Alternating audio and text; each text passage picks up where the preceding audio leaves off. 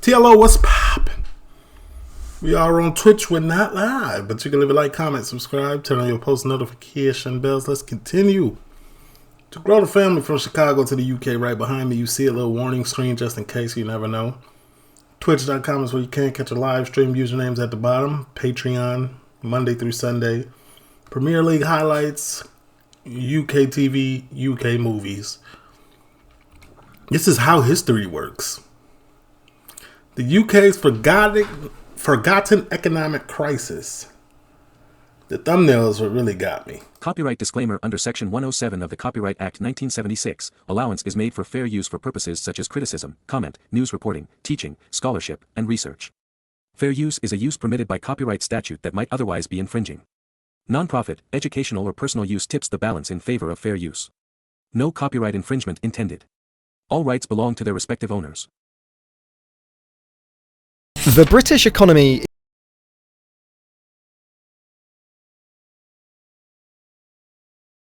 My bad. The British economy is in a bit of a mess at the moment, to put it mildly. Unemployment is rising, salaries are stagnating, houses are unaffordable, cities are going bankrupt, and our public utilities are in dire disrepair. And people are covering this shortfall at the moment. Public sector net debt expressed as a percent of GDP in the United Kingdom from 1980 to 2000. Okay. Debt as a share of GDP. Public sector net. Okay, public sector net is. It's pretty high. To put it they never put the black line. Slow growth, high debt, trouble UK. Mildly. British falls into recession with worst GDP performance in 2023. Unemployment is rising. Salaries are unemployment rate high, more than stagnating. Houses are the cost of living crisis has made the UK a poor, more affordable. Cities are going bankrupt. How bad are Britain's finances? And our public utilities are in UK workers $11 worse off after years of wage stagnation. Think tank. Dire disrepair, and people are covering this. This is crazy. UK towns are going bankrupt. Here's what's going on. With debt. But what if I told you that we have actually been here before, and that this slump was set in motion almost 60 years ago, with these boring British townhouses? These quintessentially British living quarters are the remnants of a forgotten financial crisis that actually saw house prices become even more unaffordable than they are today. So those were those townhouses were the answer? Depending on who you ask, the 1960s was either an era of free love and radical thought. Talking about free love. It's an era of intercourse. Or an overrated blip of colour in a drab decade. Either way, when it came to the economy, Britain was going through a dark period. And it was all because of the housing situation. Victorian architecture and quaint villages were torn up to be replaced by brutalist tower blocks and commercial centres. Instead of white picket fences, suburbia sprawled with glaring brickwork and factory backdrops. Architects believed they were paving the way for a utopian vision, where more people could live closer together, with more neighbours for a stronger community. But don't nobody want neighbours? Leave it to me. I want my house in the middle of 2 acres with nothing but fields surrounding. In 2 or 3 or 10 acres. In reality, the rapid growth of the housing market almost tanked the country's finances completely. And those tower blocks didn't house any more people than the streets anyway. They needed more space to separate the community housing as per health and safety considerations. And instead of improving the living conditions of the growing population, the rows of subpar new builds made things worse for everyone. But the spoiling of the British landscape wasn't just down to wannabe revolutionaries. It was a result of the government trying to control the economy with strict mortgage rationing. The post-war boom was over, and the rise in population... It's always the government fault. It's always something happens and the government tries to counteract it with doing something else. The government did it in the first place. Population was getting expensive. The post-war boom was over, and the rise in population was getting expensive. In 1964, Harold Wilson's Labour Party ended the Conservative Party's 13-year rule. Under Tory reign, economic growth had been inconsistent, especially when compared to Her Majesty's European neighbours. Britain's annual trade deficit was around £800 million, which was about 1.8% of the GDP. Returns on foreign assets helped decrease the deficit, though a lot of that had already been sold off to fund both world wars. But it also came from borrowing from foreign lenders and the sales and returns of domestic UK assets. However, this weakened the pound and created a double-edged sword. I was just about to say, that's what really did it, though. When that pound weakened, oh man, it sent y'all into a whirlwind. It went from the top to the bottom. On the one hand, British assets became cheaper to invest in. Foreign investment paid for the gap between imports and exports. The downside was foreign imports became too expensive. In the end, people bought less of them. Nowadays, balancing a deficit this low wouldn't be much of a problem. Unfortunately, Britain didn't have an adequate system in place back then. In essence, the dam had sprung a leak, but fixing it wasn't as simple as it seemed. Britain needed a way for domestic assets to become cheaper to balance outflows of foreign currency. And that's when Rodis and people, Only Fools and Horses came in. Rodney and his brother, Del Boy, made a way for the poorer side of the community to get money. They was out here like these, hustling. Currency. However, Britain also needed a way to ensure that imports didn't become more expensive, because then they'd lose foreign money. They had to act fast, but not hastily. So, Wilson's government did the usual things like cutting spending, raising taxes, and hiking interest rates to protect the pound. But these were just temporary solutions, like slapping on some cheap wall filler to the giant cracks in your dam. That's why Or slapping on cologne when you're musty. Wilson also And you need a bath. like slapping on some cheap wall filler to the giant cracks in your dam. That's why Wilson also did something risky. He reduced wages and prices without an increase in interest rates. He reduced wages and pricings. Say it again? Wages and prices without an increase in interest rates. Basically, he banned prices from getting any higher. His logic was that limiting access to credit would stabilise the housing market while broadening the economy.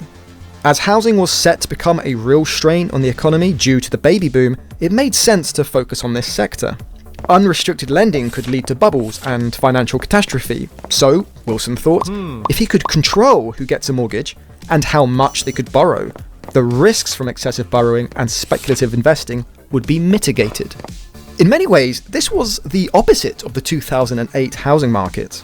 That was caused by complacent bankers giving mortgages to people who they knew wouldn't have been able to pay it back.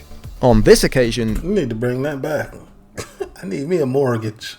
Wilson was overcautious about finding the most dependable bad. citizens to buttress the costs of the growing sector. But this created its own financial crisis. What was the point in limiting mortgages for people who didn't even want the houses in the first place? Restricting supply without Right. Without restricting supply, without demand makes no sense. It doesn't change the needle. demand had devastating consequences on British living standards for decades to come. However, Wilson's gamble seemed logical. The economy was fragile, the pound was weakening. An unregulated for-profit property market could benefit the few over the many. So how exactly did these prudent policies lead to a worse financial crisis? And will Britain repeat the same mistakes now that the cost of living is the highest it's ever been? It's time to learn how history works as we remember Britain's forgotten financial crisis. That was just the intro? In 1965, 1 year after Wilson's Labour government came to power, banks were ordered to cap all lending at 105% of the nominal monthly rate. The time to put Wilson's plan into action had officially begun. Yet his gambit had two immediate, unfortunate consequences. The first was that the economy was so shaky that homeowners simply couldn't access enough financing to purchase their homes because there wasn't enough capital to go around. The second was that developers had less capital to build with. So what happened? Developers made smaller and smaller homes of worse and worse quality in the hopes of snapping up the most desperate homeowners. This created a false sense of supply and demand. Sure, there was demand for housing. There would always be a demand for housing when a population grows, but the demand was for good housing. Unfortunately, the supply of good... We know from watching Benefit Streets, houses built in the 60s and 70s are shite. They're shite. They're shite. The foundation, the infrastructure, it's all bad. Good housing sucked. And as developers lowered the quality of housing to get the most out of their limited resources, demand stagnated. They get cold in the winter, they get super hot in the summer. This feedback loop, The 3 days of summer that y'all get, my bad. Most out of their limited resources, demand stagnated. This feedback loop meant developers were disincentivized to create better housing, and the government believed things were going well because there was always a queue of people needing homes, so they were disincentivized to release more capital. The fact that normal citizens were put in dire straits didn't seem to bother either group. Yet this feedback loop persisted. The economy didn't get much better, and housing quality got worse and worse. Strangely, standards had been recommended years earlier in the... And a lot of catastrophic stuff has been, and because of this probably happened. Like the towers that burned, all of that stuff. Can we backtrack it all the way to here? The Parker-Morris Report of 1961.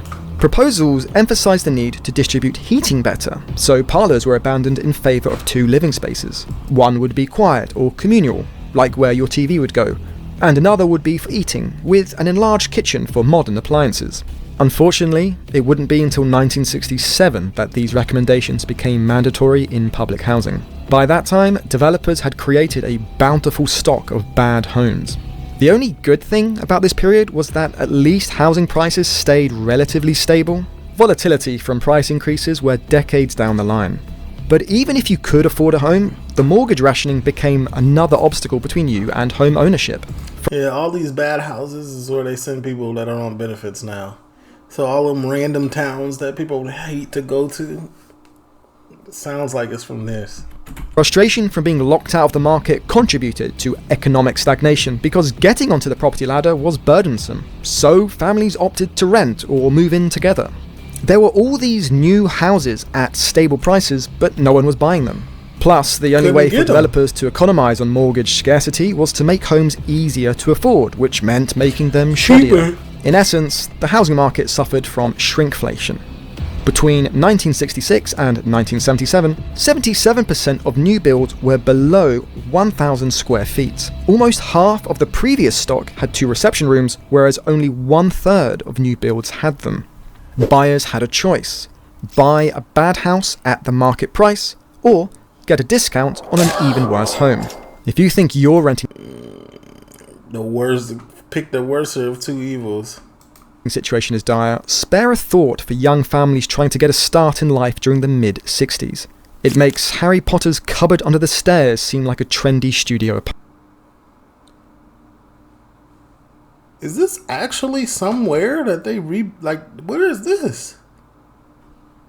Is this in Disney? I would like to go here. Where is this? As you can expect, the divide between the haves and have-nots widened social inequalities. Middle-class families could turn to the private property market with higher living conditions and more space. These builds came with all the luxurious trimmings of the 1960s. Integrated garages, spacious well-lit halls, and garden patios to capitalise on the British summertime. All 2 weeks of it. I just said that. I said 3 days, 2 weeks. Same difference. Compare that to the Victorian housing that was torn up in the first place, and it was clear how neighbours were on a more even playing field. But by 1965, Wilson's government was already sensing that their plan wasn't working. They introduced some tax revamps to reduce the pain of home ownership. To start, they introduced Britain's first ever capital gains tax. However, owner-occupied houses were Britain's... The history of CGT. CDT was the first introducer by Labor Chancellor James Callaghan in 1965. It is believed that one of the primary drivers for its introduction was rapid growth in property values following World War II. The capital gain was defined as the profit made when an asset is sold. And they was taxing that? They still tax that, don't they? Absolutely. All new money is taxed. All new money in our pockets is taxed. That sucks. First ever So if I bought my house for $12,000 and sold it for $127,000, you know what I'm saying? $115,000 of that is getting taxed now. That's wicked. capital gains tax. However, owner-occupied houses were exempt, which made them more tax-advantaged than other assets. In layman's terms, this reduced the costs of buying a home so that they became a more tantalizing investment compared to other assets. The plan was to attract those with spare cash to use their investments to prop up the housing sector. But this didn't help. It was the equivalent of trying to block a leaky dam by sticking your fingers in the holes, only for the pressure to create even more cracks. That's because these tax breaks ended up raising prices without raising supply or quality. Oops. It was like Wilson's government had inherited a bad economy held together with tape and string, but their way to fix it was to prop it up with a Rube Goldberg machine. As the 1970s approached, many believed the latest homes were inferior quality to older social housing. Isn't it always the case? It never gets better. It always gets worse. Unless you got money. Unless you got money and is building your own property, it's never going to live up to the standard. Like, that's just the same as in Chicago. Like, if you look at all the houses built in the 50s and 60s, they're huge. Huge, well-built, warm in the winter, cold in the summer. Like, they're well-built. But as you get to the newer builds, the newer condos, it's like, these are nice. They're in high-rise buildings. There's stuff on the roof, but they're tiny. And it's kind of cold in here. These windows are shite. You know what I'm saying? Compare these two images and guess which home was built in the 1930s and which was built between 30 and 40 years later. This had to be built in the 30s. Just because of the arcs above the doors, the triangles, the shape of it looks nice. And while all this was happening, wages had been increasing despite Wilson's wage freeze. Yet, even with government subsidies, people weren't buying bigger and higher quality homes like other Western European countries. Instead, Brits were queuing up for dire living quarters like their Eastern European communist counterparts. But that all flipped in 1970. Suddenly, credit was unleashed on the masses. Edward Heath's Conservative Party won the next election and immediately relaxed financial restrictions. This time, the government enacted a policy to use the central bank's interest rate to control the overall money supply. Their theory was that they would simply raise interest rates across the board whenever there was too much money in the system. That way, they wouldn't have to laboriously calculate and enforce lending limits for each bank. Essentially, the Tories reversed the Labour policies which had exacerbated the problems in the housing market. Think of it like instead of trying to reinforce the leaky dam all at once, they'd wait for leaks to appear and deal with them one by one. Like an economist's version of whack-a-mole. And the result? Cash flooded the housing market and everybody lived happily ever after. Cap. It sounds good though. Just kidding. The inelastic supply of housing just meant that price rises became the fastest ever in British history. Oops. What should have been a way to stimulate growth in the housing and construction sectors did little to stymie the problems, as there still wasn't enough supply to meet demand. First-time buyers were hit hardest by the sudden access to mortgages because now it was a seller's market. In the same way that Wilson's government had been overcautious with an unregulated market, Heath's government had overlooked how relaxing credit controls too much would They should have worked together and came up with a plan. Stabilize pricing. Of course, there were other reasons why inflation was high in the 70s. There was the 1973 oil crisis, passing rising manufacturing costs onto customers, and the continued devaluation of the pound. But the UK government's hope to motivate spending and investment in housing played a key role in reshaping market. This is always like watching stuff like this, man. It elevates my knowledge of the UK history Dynamics. Things got worse in 1972. and it really gives me an outlook on what's really going on and not what people are pointing the finger to in 2025, when unemployment rates rose to a post-war record. Over 1 million people went without work, mostly due to declines in British industry. Even though the previous years had seen a rise in real earnings, the increase in employment coupled with the overpriced housing market was straining the economy to breaking point.